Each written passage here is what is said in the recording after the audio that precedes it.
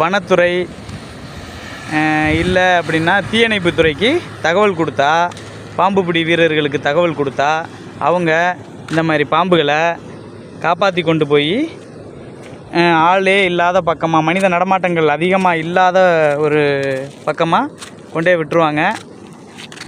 பாம்புகளை பார்த்தீங்க அப்படின்னா அது கூட ஒரு விளையாட்டுத்தனமாக எதையுமே அதை தொடுறதோ இல்லை கையாளுறது வச்சுக்காதீங்க. ஏன்னா இது பேராபத்து கொண்டது. இது நல்ல பாம்பு. இந்த பாம்பு இந்த நல்ல பாம்புனா நம்ம சொல்ல வேண்டிய அவசியமே இல்லை. ஏன்னா அவ்வளவு ஆக்ரோஷமான பாம்பு, அதிக விஷத்தன்மை உள்ளதும் கூட. இது எல்லாருக்கும் தெரியும். இருந்தாலும் மக்களுக்கு ஒரு விழிப்புணர்வுக்காக அதை சொல்கிறேன்.